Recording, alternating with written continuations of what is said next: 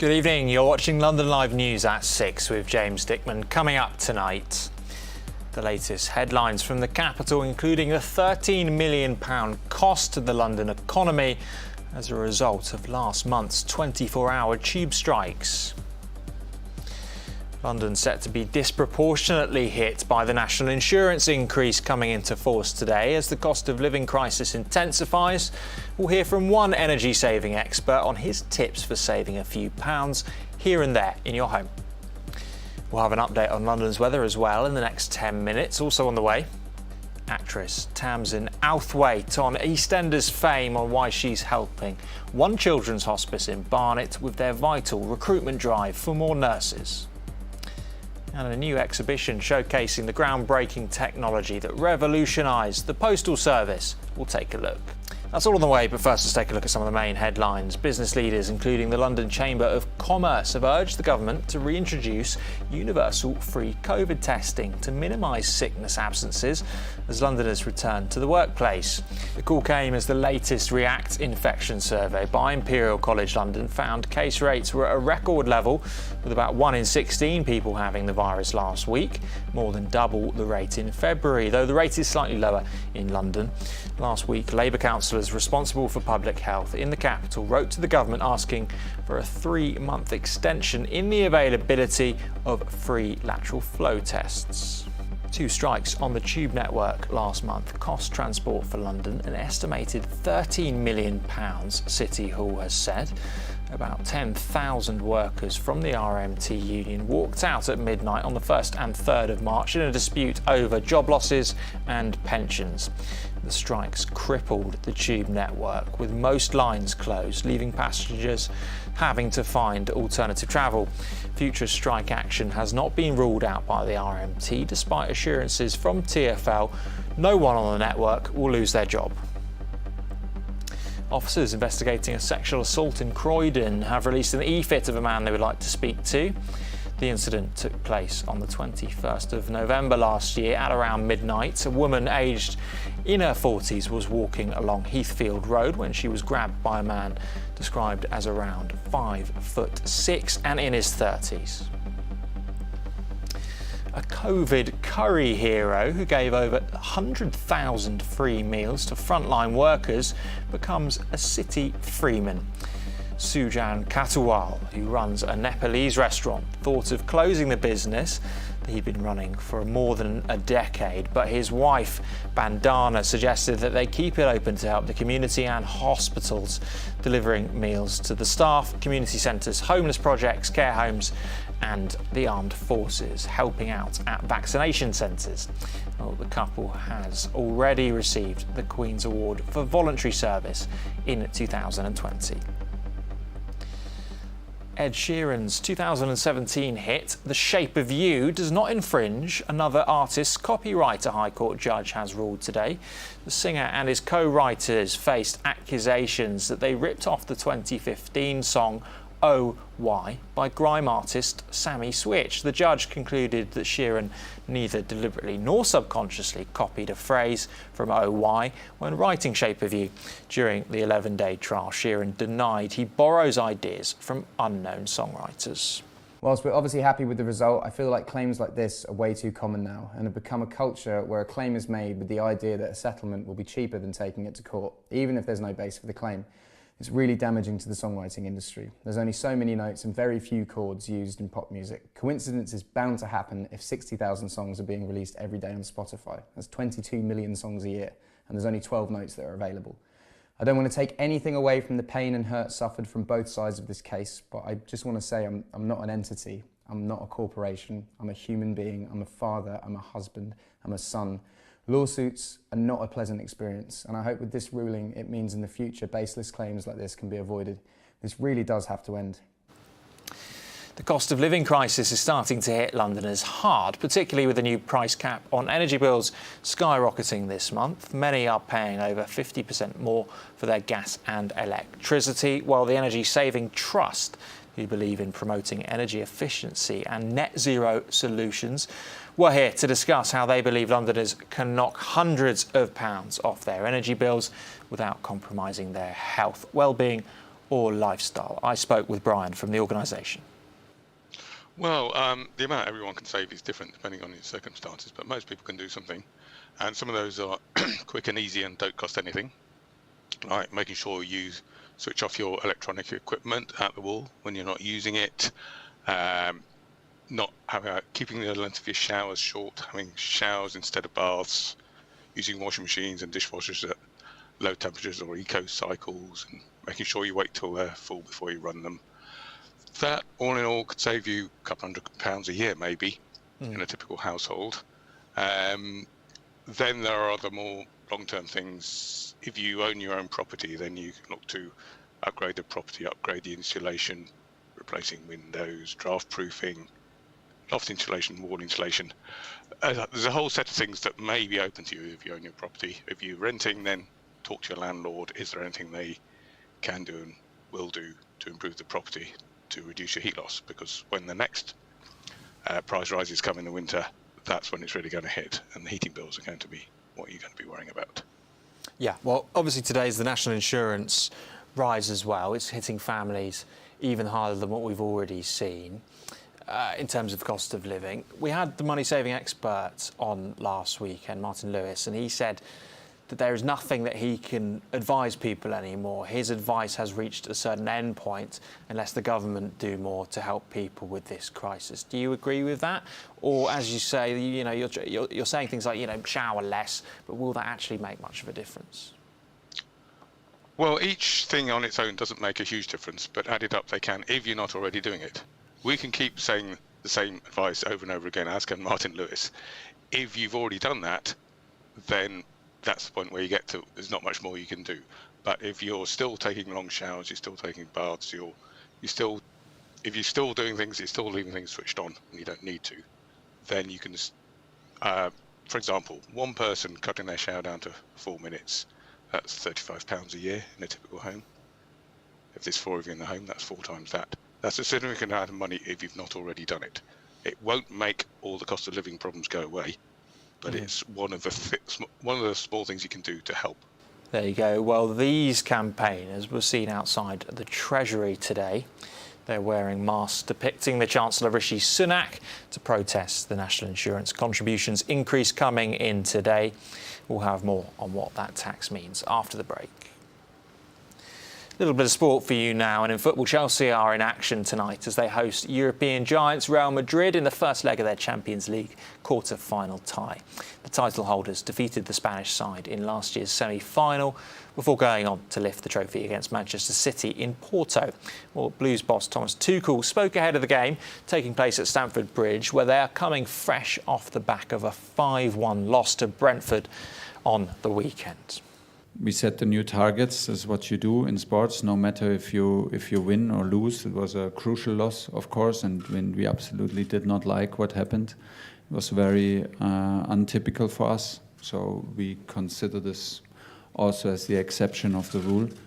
We were open to ourselves and allowed ourselves still on Monday to focus. We need to be better on the pitch. We're the first to admit it, but we need the crowd to be better, supporters to be better. It was like this. We need everybody on the front foot.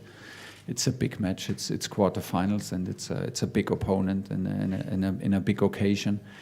I think maybe normally we have these kind of atmospheres, like in evening games, in big matches, throughout this season when spectators were back in, like the Champions League matches were like gave us a huge push in terms of atmosphere and in terms of energy, and we need it. Is crucial in these games, and we felt it like you feel it in every away game when you play in Turin, play in Malmö, play in St. Petersburg, play in Lille. It's super hard, and it's much harder to play against the spectators as well, and we will face it next week in Madrid. So yeah, everybody needs to be on top level. Thomas Tuchel there. That game kicks off at 8 o'clock. Right, let's just take a look at the weather. Lows of around 8 degrees Celsius tonight. Some light rain may still be hovering around as well. Thursday is expected to be mostly dry with variable cloud and the chance of a few showers in the mid to late afternoon, around 12 degrees as well. Friday looks set to start largely cloudy with a few spots of light rain. Cooler though, highs could drop to single figures. Saturday set to be brighter and drier. We're heading into a quick break now, but stay with us. Divorce laws changed today as couples can now separate without attributing any blame to one another. Sounds more reasonable perhaps, though the change is not without its critics. We'll discuss the issue with a family lawyer after the break.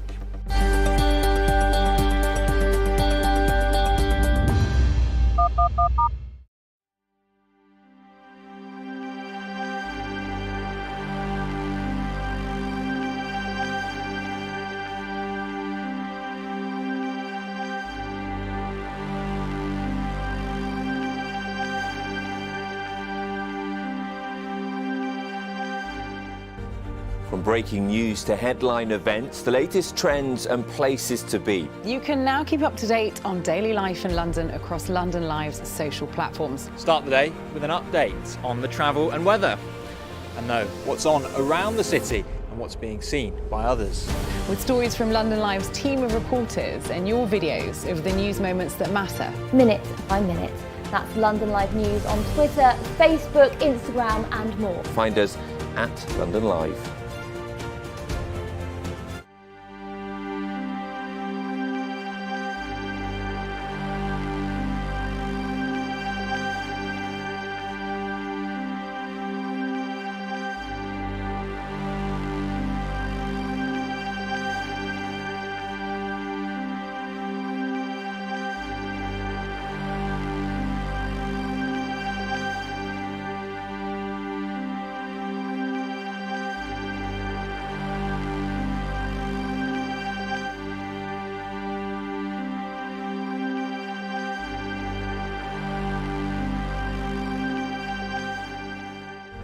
From breaking news to headline events, the latest trends and places to be. You can now keep up to date on daily life in London across London Live's social platforms. Start the day with an update on the travel and weather, and know what's on around the city and what's being seen by others.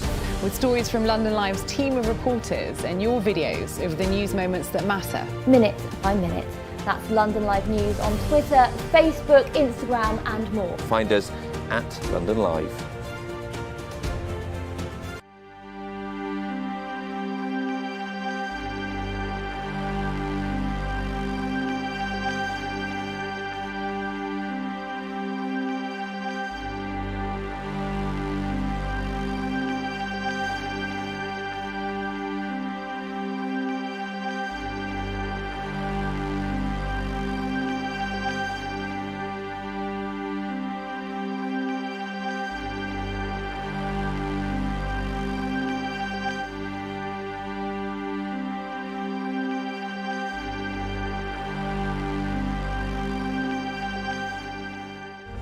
From breaking news to headline events, the latest trends and places to be. You can now keep up to date on daily life in London across London Live's social platforms. Start the day with an update on the travel and weather, and know what's on around the city and what's being seen by others. With stories from London Live's team of reporters and your videos of the news moments that matter. Minute by minute. That's London Live News on Twitter, Facebook, Instagram and more. Find us at London Live.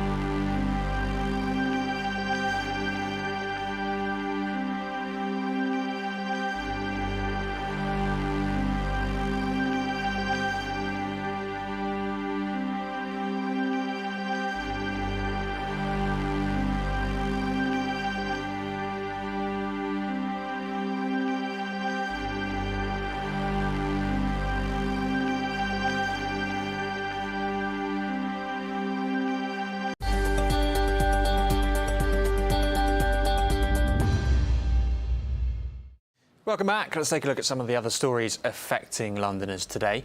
Millions of workers will begin paying higher national insurance contributions from today as part of a plan to raise billions for the NHS and social care plan.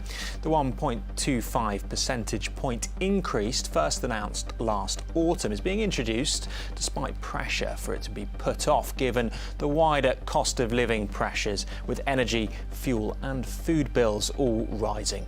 It means annual earnings above £9,880 will be liable for 13.25% NI contributions. British Airways has cancelled a further 4 flights at Heathrow Airport today to add to 74 services previously withdrawn due to staff shortages. The airline made a decision to reduce its schedule until the end of May, but recent high levels of staff absence due to COVID have meant further flights being called off ahead of Easter. EasyJet cancelled about 30 flights at Gatwick Airport today as well. And people who are scared of leaving their home have been able to step outside through a virtual reality psychological therapy, taking away the need for a real-life therapist. It takes patients on a virtual visit outside the home, allowing them to experience interacting with others and take part in everyday scenarios like buying a coffee or visiting a doctor. The Game Change virtual reality program targets people with diagnosed psychosis, which is intense fears about being outside in everyday situations. Now, from today, the whole process of getting divorced is changing. You can now apply for divorce without any requirement to place blame on the other party. Before, you had to divorce on one of 5 grounds: unreasonable behaviour, adultery, 2 years separation, 5 years separation or desertion. Well, stats at the moment show the average divorce rate in England is around 1/3. But what does the change mean for those thinking of getting a divorce, and what impact will it have? Well, joining me is Rita Gupta, a family lawyer. Rita, thank you for coming on. Firstly, it sounds like we're bringing divorce law into the 21st century, but it's not without its critics, is it? No, absolutely not. I mean, the whole ethos behind this was to bring the laws up to date with society's changing views on divorce. The stigma necessarily isn't attached to divorce as it was previously, and the laws that we had were over 50 years old. So the idea is to bring the divorce laws into the modern times, and there's been a change of use of terminology, for example, whereby we're not saying things such as decree absolute, we're saying final order. And the idea is to help parties who want to separate do that amicably, without having to, as you said, allocate blame. Yeah. What we might expect, though, out of this is that the divorce rate will increase exponentially because people can find it so much easier to get a divorce. Is that a good thing or a bad thing? Well, I don't. On the other side of the process, they have children. Many of them have adult children. They've grown apart and fallen out of love. So I think there would be perhaps a short-term spike. Do I think everybody's going to rush to get a divorce because of these new laws? No, I don't. I think people still think very carefully about ending the marriage. The ramifications of a divorce are still the same, such as reaching a financial settlement or arrangement for their children. That hasn't changed. So I really don't think that the ethos behind these changes or any family lawyer or anybody is promoting that people should exit their marriage flippantly. But surely if you make anything easier, more people will do it. That's kind of one of the unwritten rules of life. It could help a lot of people in toxic divorces, in toxic marriages, in marriages where there is domestic abuse. But it also could devalue the very idea of marriage, couldn't it? I don't agree with that. I do think that with the toxic marriage situation, absolutely, because it's now been removed that you can defend the petition. You actually can only dispute the application on very specific grounds. That will aid people who are in these toxic or coercively controlling relationships, where the process perhaps has been used to compound further abuse. I think people remain married for a variety of number of reasons, for love, they have children, they have financial commitments. Those things aren't going to change because of the new divorce laws. It's a simpler process. It has been designed to be simpler, but it's not necessarily easier, because all of the other factors around a marriage still remain the same. So personally, I don't think that people will be exiting their marriage. And, we always encourage people to think very carefully, to explore perhaps marriage counselling. And there is this period of reflection built in, remember. This is a minimum 6-month process. It's not an online quickie divorce, which perhaps there has been some misconception in the media about. And built in within the 6 months is 20 weeks of reflection period. So you could consider a reconciliation. You could use that time to work on a financial settlement, or work on arrangements for your children. So it's not designed to make people think less seriously about their marriage vows. Yeah, and of course in a lot of marriages there are children involved. How might this change benefit the children? Well, I always say to clients that you may no longer be husband and wife, you may no longer be in love, but your parents forever. And that, even relates to people with adult children. It's not just for people who've got young children. If you think about graduations, weddings, all of those events in the future, it's important that there's a level of respect and civility maintained. I think that if you have children, it's very important that you show to the children that you're having a separation that is respectful. Setting the tone negatively from the outset by allocating blame in a divorce petition does not help matters in any way. But I equally understand as a family lawyer that this is going to be a very bitter pill for some people to swallow, for people who felt wronged, for people who don't want their marriage to end, for people who have religious convictions. I can completely understand that they may feel that this process has been made far too easy. That wasn't the thinking behind it, but I equally understand how hard that must be for them. Yeah.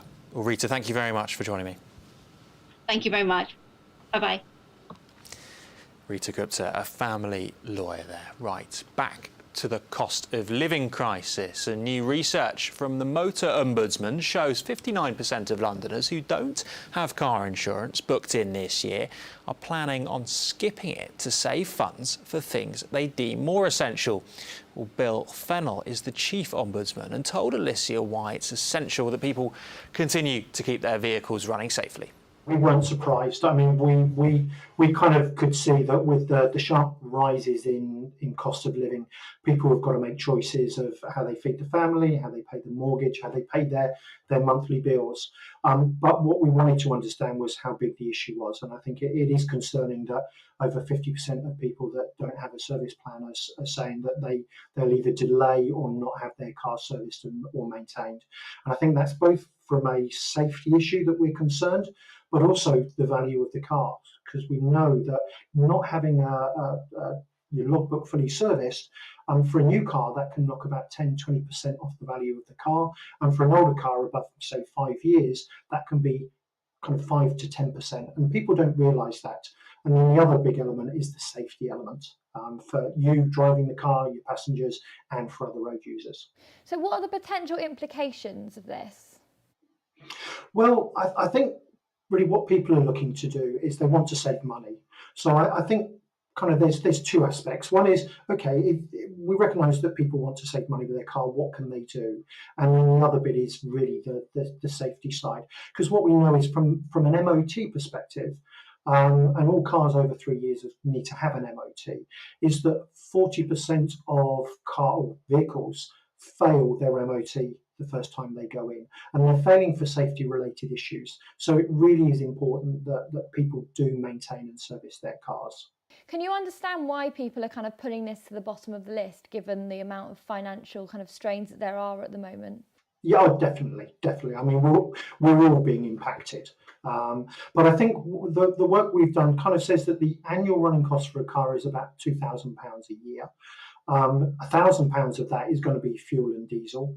About £500, £600 will be insurance, and then servicing costs are about £300. So really, if you want to reduce your running costs, then what you need to do is kind of looking at your driving style, because your driving style could save you £100, and that's kind of keeping a constant speed. Don't accelerate, don't brake all the time. Look ahead in the traffic so that you can just lift your foot off the accelerator rather than constantly hitting the brake and then accelerating up against. And that can save you hundreds. And I think we've all become very aware now of where we buy our petrol. And of course, shop around. Supermarkets, I think by far, are the cheapest option at the moment. 58% of Londoners are planning to miss their annual service this year. Could we just simply see less and less Londoners bothering to drive at all, given all the added costs that there are now? Well, I think within the survey, what we did see that one of the solutions that people had was they were going to reduce the amount they drove, they used the car, they were going to look at the where they were travelling and where possible either walk or take the bike. But I do think probably that's all viable. But I think it is back to look at your driving styles. If you're going away at the weekend for not your normal commute, plan your route ahead, and also plan what time you leave so you don't get caught in traffic, because that again will make savings. But of course, there's always the option of not using the car and using public transport, bikes, or simply walking. Be much better for everybody's health. There you go. You're watching the London Live News with James Dickman. A reminder, our top story is coming up after the break. Plus, we'll hear from the actress Tamsin Outhwaite on her new role as an ambassador for a children's hospice, trying to make sure the lives of seriously unwell children in the capital are as fruitful as possible.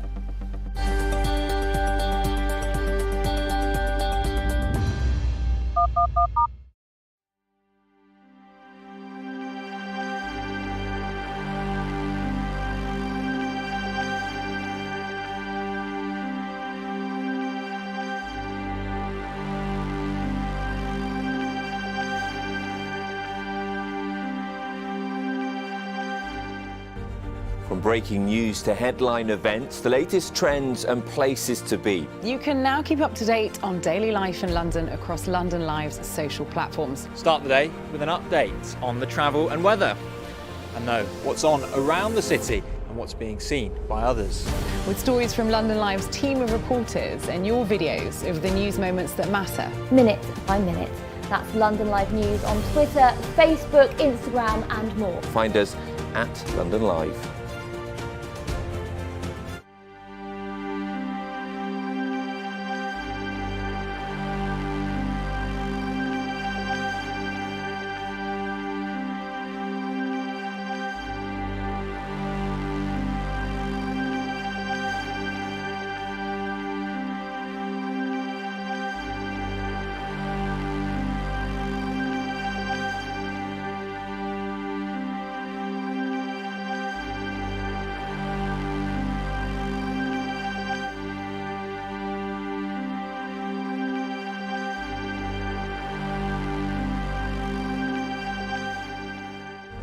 From breaking news to headline events, the latest trends and places to be. You can now keep up to date on daily life in London across London Live's social platforms. Start the day with an update on the travel and weather, and know what's on around the city and what's being seen by others. With stories from London Live's team of reporters and your videos of the news moments that matter. Minute by minute. That's London Live News on Twitter, Facebook, Instagram and more. Find us at London Live.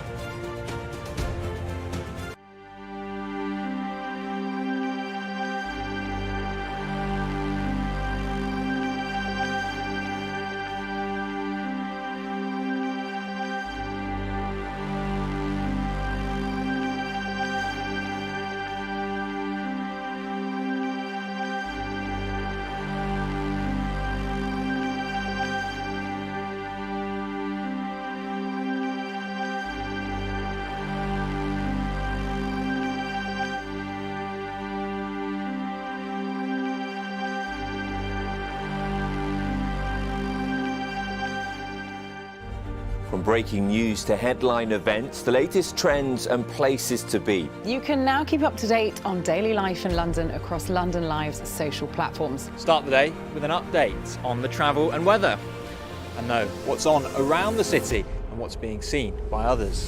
With stories from London Live's team of reporters and your videos of the news moments that matter. Minute by minute. That's London Live News on Twitter, Facebook, Instagram and more. Find us at London Live.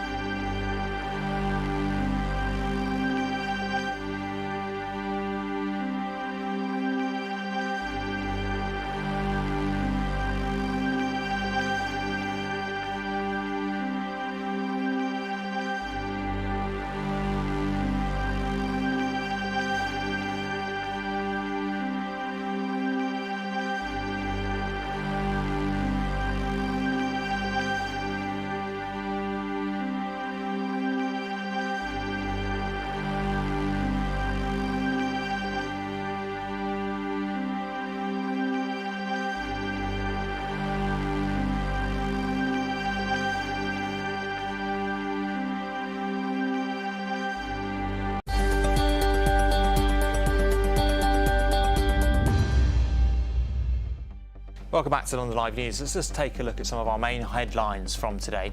Business leaders, including the London Chamber of Commerce, have urged the government to reintroduce universal free COVID testing to minimise sickness absences as Londoners return to the workplace. The call came as the latest React infection survey by Imperial College London found case rates were at a record level, with about 1 in 16 people having the virus last week, more than double the rate in February, though the rate is slightly lower in London. Last week, Labour councillors responsible for public health in the capital wrote to the government asking for a 3-month extension in the availability of free lateral flow tests. 2 strikes on the tube network last month cost Transport for London an estimated £13 million, City Hall has said. About 10,000 workers from the RMT union walked out at midnight on the 1st and 3rd of March in a dispute over job losses and pensions.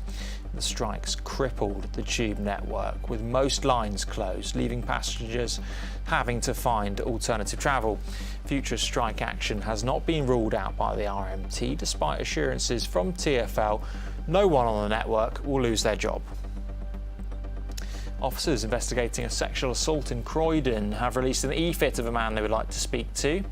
The incident took place on the 21st of November last year at around midnight. A woman aged in her 40s was walking along Heathfield Road when she was grabbed by a man described as around 5'6" and in his 30s.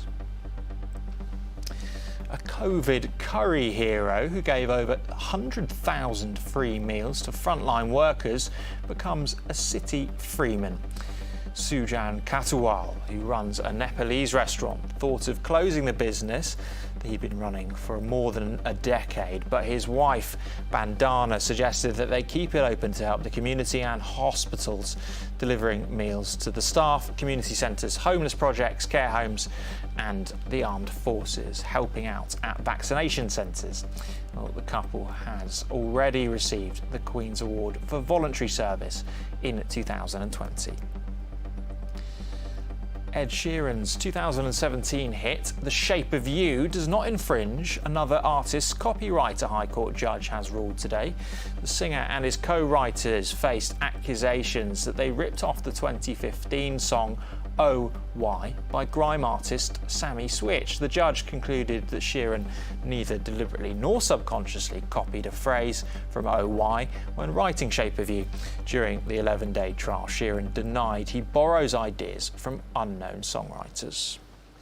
The cost of living crisis is starting to hit Londoners hard, particularly with the new price cap on energy bills skyrocketing this month. Many are paying over 50% more for their gas and electricity, while the Energy Saving Trust, who believe in promoting energy efficiency and net zero solutions, were here to discuss how they believe Londoners can knock hundreds of pounds off their energy bills without compromising their health, well-being or lifestyle. I spoke with Brian from the organisation. Well, the amount everyone can save is different depending on your circumstances, but most people can do something. And some of those are quick and easy and don't cost anything, like making sure you switch off your electronic equipment at the wall when you're not using it, keeping the length of your showers short, having showers instead of baths, using washing machines and dishwashers at low temperatures or eco cycles, and making sure you wait till they're full before you run them. That, all in all, could save you a couple £100 a year, maybe, in a typical household. Then there are other more long-term things. If you own your own property, then you can look to upgrade the property, upgrade the insulation, replacing windows, draft proofing, loft insulation, wall insulation. There's a whole set of things that may be open to you if you own your property. If you're renting, then talk to your landlord. Is there anything they can do and will do to improve the property to reduce your heat loss? Because when the next price rises come in the winter, that's when it's really going to hit, and the heating bills are going to be what you're going to be worrying about. Now, the Noah's Ark Children's Hospice has announced a famous face as their new ambassador in order to try and encourage more nurses to join the organisation in Barnet. Tamsin Outhwaite is a British TV icon, perhaps best known for playing Mel Owen in EastEnders, and is helping the recruitment drive. The hospice say there are nearly 2,400 sick or unwell children in the Ark's area of provision in the London and Herts Valley who are in need of support, as the facility faces increasing demand for its services. Initially, I was invited to come and have a look around, take a tour of the hospice, and I couldn't believe how uplifting and positive and just what a joyous place it was, because you assume a children's hospice is going to be extremely sad. And obviously there are children here with very challenging conditions, but what the place brings is so much joy that it actually feels like it's a positive place. Every room, there's a sensory room, there's a soft play room. I mean, the outdoors is just brilliant, where they have a swing that accommodates a wheelchair. And I've had a lot of fun when I first visited and today as well. So I suppose I'm on board now as ambassador to raise awareness, but mainly they are trying to recruit some new nurses. And for a nurse, for a paediatric nurse, I would imagine this is a pretty rewarding place to work. I've spoken to the nurses that are working here at the moment, and they don't feel like nurses, they feel like children's entertainers in a way. The T-shirt that I'd love to show you, which is partly of their campaign. So they've had a really impressive response, but we now need people to actually apply. So although paediatric nurses, they need to be highly qualified, the actual palliative care can be taught and trained here. So everyone I've spoken to that works here just loves their job. So I think if you're making that much of a difference to a child and a whole family's life, it will be a very rewarding job. Yeah, and it's really important that these kind of places don't feel like hospitals. They feel more like, as you say, somewhere where you can go and there's fun and there's light and there's joy around every corridor. Absolutely. There's a lot of music here, which really helps as well. Well, tell us a little bit about, is there a personal connection with why you like to be an ambassador? Weirdly, there is no personal connection apart from the fact that I was invited to come and look around.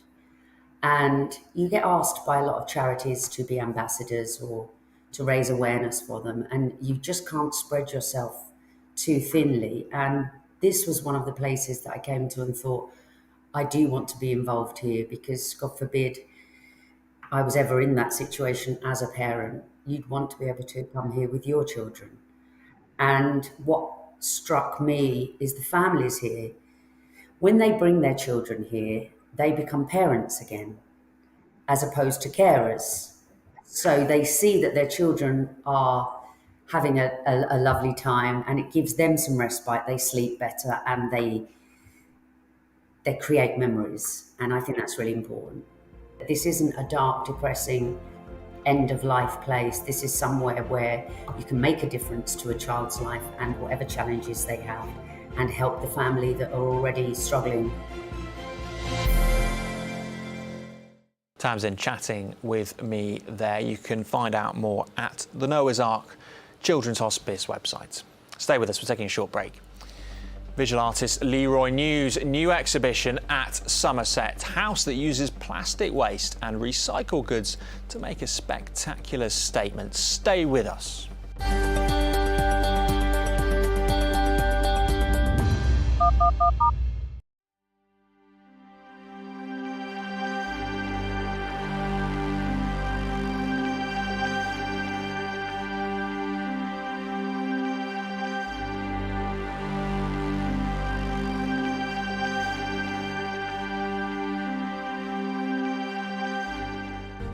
From breaking news to headline events, the latest trends and places to be. You can now keep up to date on daily life in London across London Live's social platforms. Start the day with an update on the travel and weather.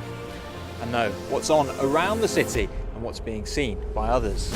With stories from London Live's team of reporters and your videos of the news moments that matter. Minute by minute. That's London Live News on Twitter, Facebook, Instagram and more. Find us at London Live.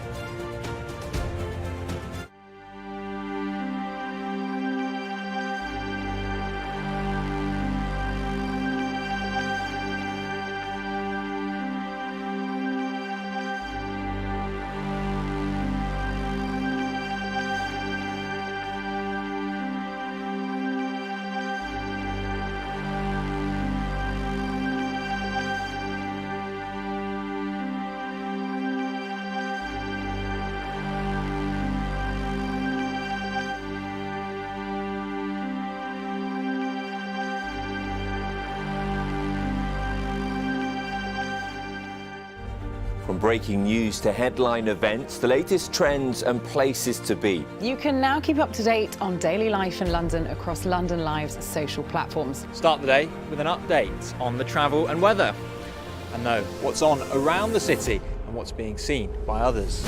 With stories from London Live's team of reporters and your videos of the news moments that matter. Minute by minute. That's London Live News on Twitter, Facebook, Instagram and more. Find us at London Live.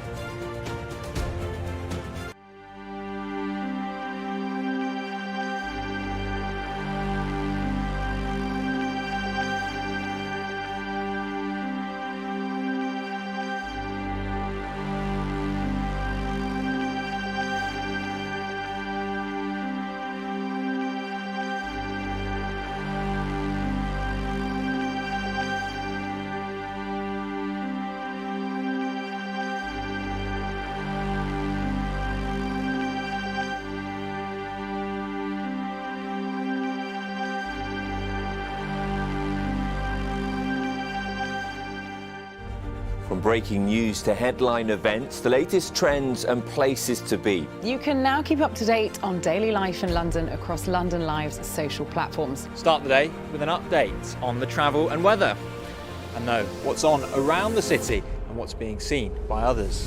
With stories from London Live's team of reporters and your videos of the news moments that matter. Minute by minute. That's London Live News on Twitter, Facebook, Instagram and more. Find us at London Live.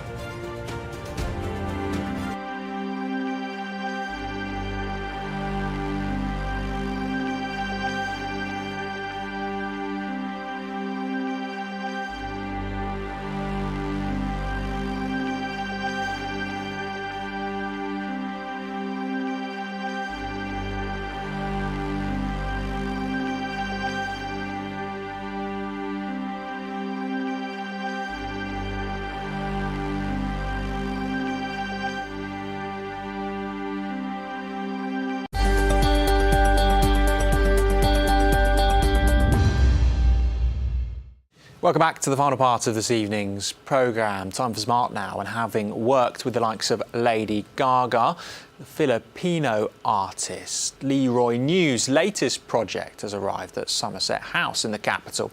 The installation marks the month of Earth Day and sees 3 ships made using plastic waste and recycled goods, which draw on the history and culture of the Philippines. Well, Alicia has been hearing more from Leroy.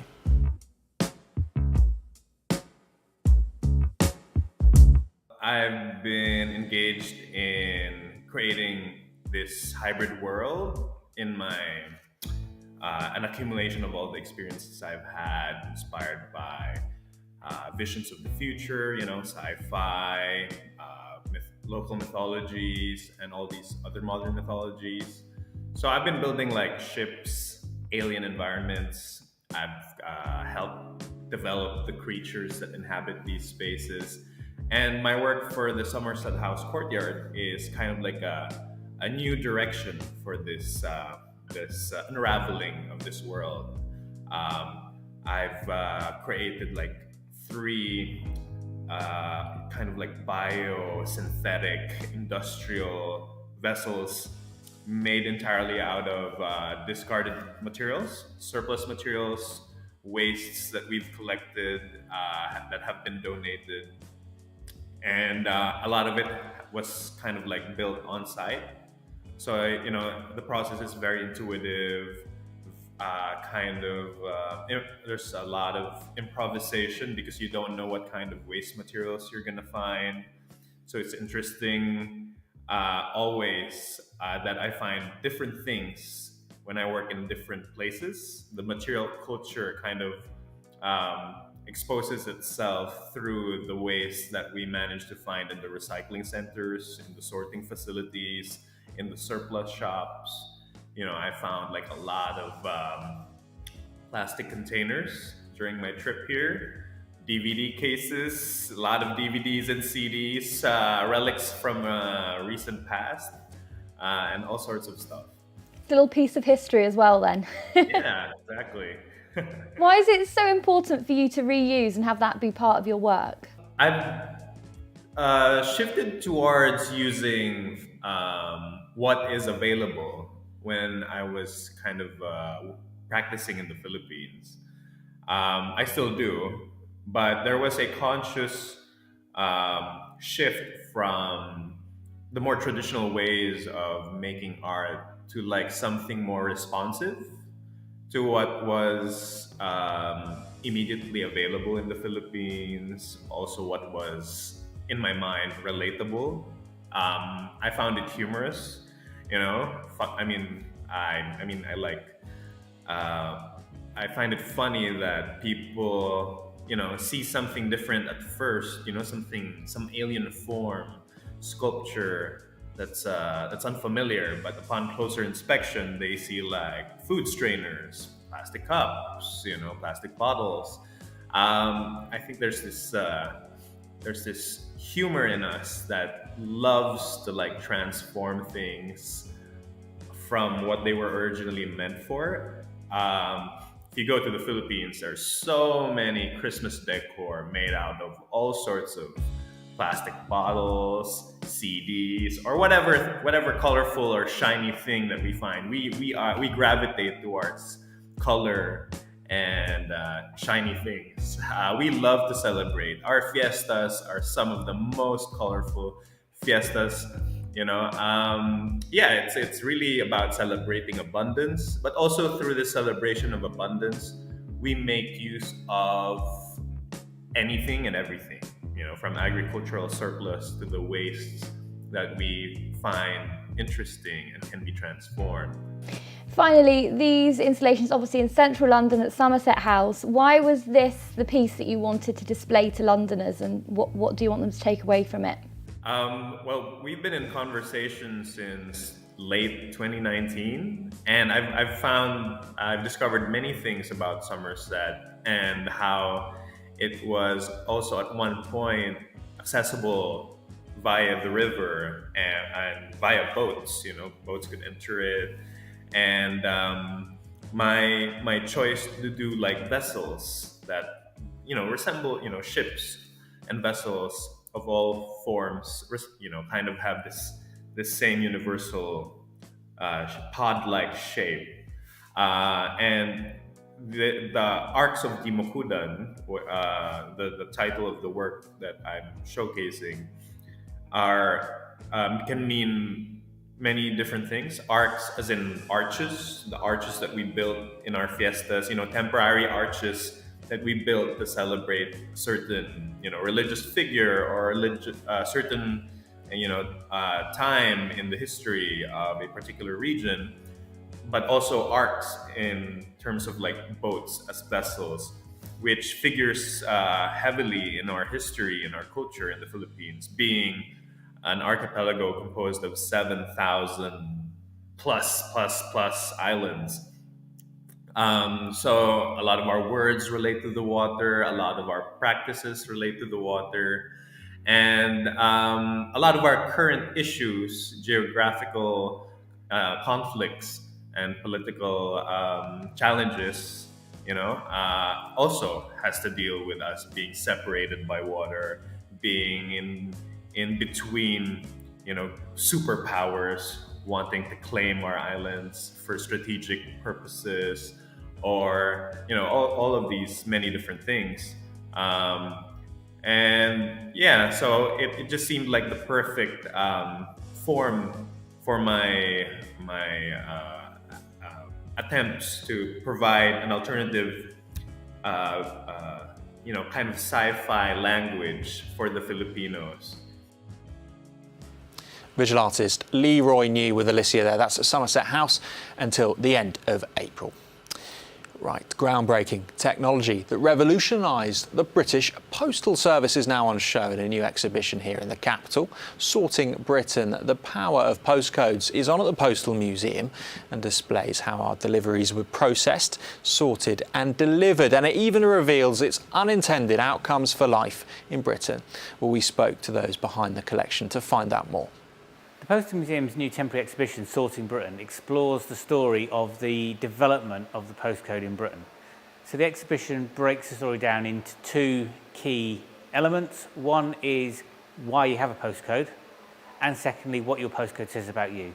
So the exhibition looks at how the postcode works, why it was created, why it became necessary, beginning by looking at the very early story of the postcode and the division of London into districts, into postal districts, and then into the later numbered districts. Then goes on to explore some of the technology that was developed as part of the story of mechanisation, as new technology was being embraced to try and speed up the processing of the post. This in turn led to the requirement for codes that machines could understand and read for themselves. And in 1959, the Post Office trialled the postcode in Norwich, in Norfolk. And that really is where the story of the postcode properly begins. 28th of July 1959, with this trial, it was considered to be a success and was then rolled out to the rest of the country and became something that was used across the country. So in 1974, the whole of Britain had been coded and every residential address and business address in the UK had been given its own postcode. Promotion then began to try and encourage people to use the postcode, to include the postcode on their letters and parcels that they were sending as part of a national campaign. And as part of that campaign, a special character called Poco, the postcode elephant, was created to try and get people to help remember to use their postcode. And by the mid-1980s, that campaign had done its job and postcodes had become widespread in use and were being used regularly by people. And they really allowed for the speeding up of the mail, for post to be sorted more quickly, and for machines to be able to read and understand the post.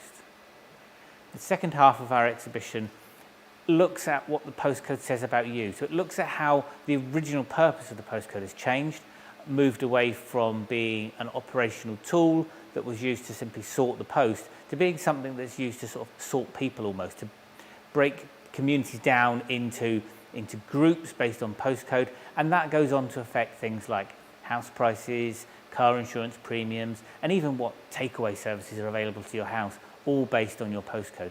That was developed out of a system called Mosaic, and the end part of the Postal Museum's exhibition looks at that development of that Mosaic system and allows visitors to actually interact with the tool that sits behind that and actually put their own postcode into a computer, which will then give you your Mosaic profile. The main highlights of the Postal Museum's exhibition are probably the sorting machine, the original British sorting machine, the first successful British sorting machine, a machine called Elsie.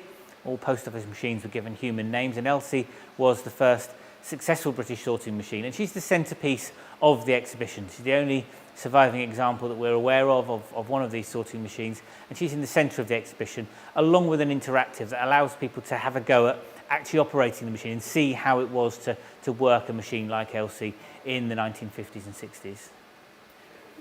We hope that visitors to the Postal Museum Sorting Britain exhibition will really get a chance to understand how the postcode works, how the postcode was developed and used, and why the postcode was developed and its purpose, but also to understand something about the people who were involved in the process, particularly people like Tommy Flowers, who was a GPO engineer working at Dollis Hill as part of the research station. And Tommy Flowers was an expert electrical engineer, highly skilled, and he was actually brought in to help with the code breaking work at Bletchley Park during the Second World War, and used some of his skills to create machines that would help crack the German codes during the Second World War. and he developed a machine called Colossus, which is regarded as the world's first programmable computer. So recognising the work of people like Tommy Flowers and the genius of people like him, and the teams of people such as Dame Stephanie Shirley, who worked at Dollis Hill, whose stories are told through the exhibition. That exhibition is on at the Postal Museum until the new year. Right, let's just take a look at the weather before we leave you. Lows of around 8 degrees overnight. Some light rain may still be hovering around tonight too. Thursday is expected to be mostly dry with variable cloud and the chance of a few showers in the mid to late afternoon. Around 12 degrees. Friday looks set to start largely cloudy with a few spots of light rain. Cooler though, highs could drop to single figures. Saturday set to be brighter and drier. Right, that is all we have time for. Thank you for watching. There is plenty more content, though, that you can see on our social media channels. Search for @LondonLive. But for now, from me, good night and take care.